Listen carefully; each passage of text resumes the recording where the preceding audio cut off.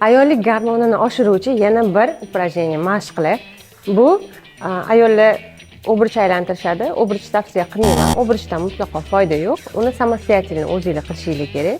Tizzalarni ozgina bukkan holatda buksalarni aylantirish kerak. Toki bu qadimdan kirib kelgan mashqlar hisoblanadi. Даже ayollar malikalar shohlarning oldiga kirayotganda ham juda ham chiroyli tayyorgarlikni ko'rishgan. Soatlab, 12 soatlab mashqlar qilgan, raqslarga tushgan, diyetalar qilgan. Bu faqat nafaqat hozirgi kunda, avvaldan bo'lgan mashaqqatli bo'lyapti.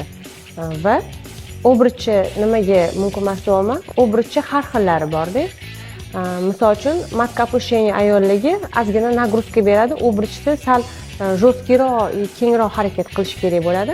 Obruchda qilib yurganingizdan keyin tashlab qo'ysangiz, qorin chiqishi vujudga keladi. Obruchda bemalol qilishadi. Qorinni tortisha olmaydi. Lekin buksani aylantirayotganda, samostoятельно qilayotganda qorinni tortib qilinadi. Ozgina buksalar orqaga chiqarilib, tizzalar sal bukilgan holatda ob'yomi chiroyliroq, kattaroq, nijniyroq aylantiriladi va bu intim gimnastika uchun ham juda ham katta yordam beradi.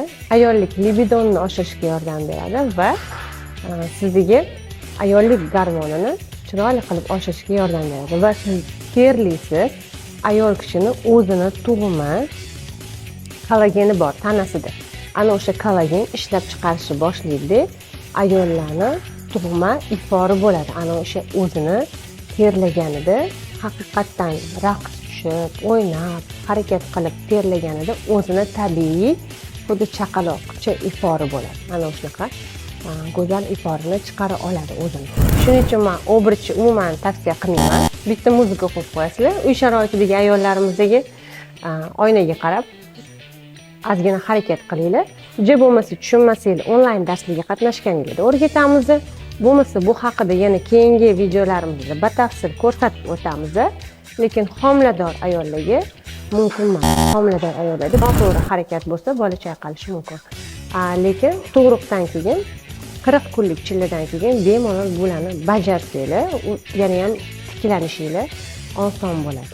Faqat buksani aylantirganingizda, buksa bilan birga qo'linglarni ham aylantiringlar.